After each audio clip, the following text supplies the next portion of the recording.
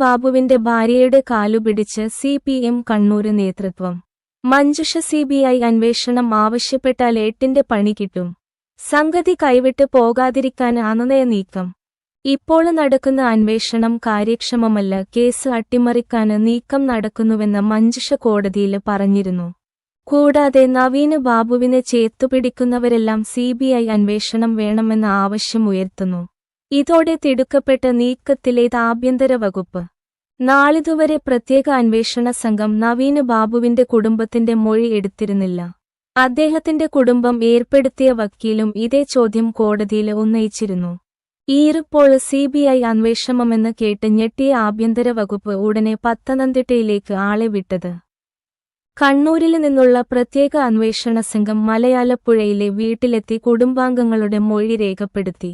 CBI വരാതിരിക്കാന് മുൻകരുതലെടുക്കുകയാണ് Pinarayi കൂട്ടര്. Petrol pump ഉടമ പ്രശാന്തിന്റെ മൊഴി കഴിഞ്ഞ ദിവസം രേഖപ്പെടുത്തിയിരുന്നു. പ്രത്യേക സംഘത്തെ നിയോഗിച്ചിട്ടും ഇതുവരെ ഈച്ചയടിച്ചിരുന്ന കൂട്ടര് ഇപ്പോൾ കാര്യക്ഷമമായിരിക്കുന്നത്. അനുനയ നീക്കവുമായാണ് കണ്ണൂരിൽ നിന്നും പ്രത്യേക അന്വേഷണ സംഘം പത്തനംതിട്ടയിലേക്ക് എത്തിയത്. പ്രത്യേക അന്വേഷണ സംഘം രൂപീകരിച്ച ശേഷം ഇതാദ്യമായാണ് ബന്ധുക്കളുടെ മൊഴി രേഖപ്പെടുത്തുന്നത്. PP ദിവ്യ ഉന്നയിച്ച കൈക്കൂലി ആരോപണത്തിന് പിന്നിലെ ഗൂഢാലോചന ഉൾപ്പെടെ സമഗ്രമായി അന്വേഷിക്കണമെന്നാണ് സഹോദരനടക്കമുള്ളവര് ആവശ്യപ്പെടുന്നത്. നവീന് ബാബു ആത്മഹത്യ ചെയ്യുന്നതിന് മുമ്പ് എന്തെങ്കിലും കാര്യങ്ങള് ഭാര്യ മഞ്ജുഷയോട് പറഞ്ഞിരുന്നോ എന്നതാണ് അന്വേഷണ സംഘത്തിന് അറിയേണ്ടിയിരുന്നത്. കണ്ണൂര് കളക്ടറെക്കുറിച്ച് നവീന് ബാബു പറഞ്ഞിരുന്ന കാര്യങ്ങളും പ്രത്യേക അന്വേഷണ സംഘം ചോദിച്ചു. കളക്ടറുമായി നവീന് ബാബുവിന് ഒരു ആത്മബന്ധവും ഉണ്ടായിരുന്നില്ലെന്ന് ഭാര്യ മഞ്ജുഷ നേരത്തെ പറഞ്ഞിരുന്നു.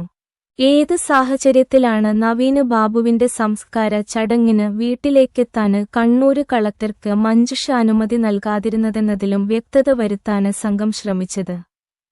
PP ദിവ്യക്കെതിരെ നിയമ നടപടികളുമായി ഏതറ്റം വരെയും പോകുമെന്ന് നവീന് ബാബുവിന്റെ കുടുംബാംഗങ്ങള് വ്യക്തമാക്കിയിട്ടുണ്ട്. കഴിഞ്ഞ ദിവസം പ്രശാന്തന്റെ മൊഴി ദിവ്യയ്ക്ക് 8ന്റെ പണിയായിട്ടുണ്ട്. തനിക്ക് 2 ഒപ്പുകളുണ്ടെന്നും രണ്ടും തന്റേതാണെന്നും പ്രശാന്തന് പോലീസിനോട് പറഞ്ഞത്. ഇതോടെ നാടകം പൊളിഞ്ഞു. ദിവ്യയെ രക്ഷിക്കാന് നീക്കം നടക്കുന്നുവെന്നതിന്റെ തെളിവാണിത്.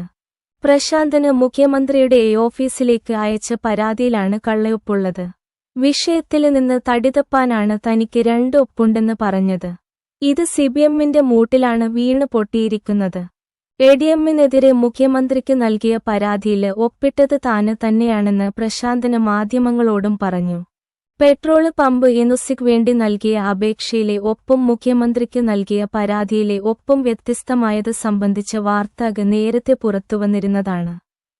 എന്നാൽ ആ 2 ഒപ്പുകളും തന്റേത് തന്നെയാണെന്നാണ് പ്രശാന്തന് ആവർത്തിക്കുന്നത്.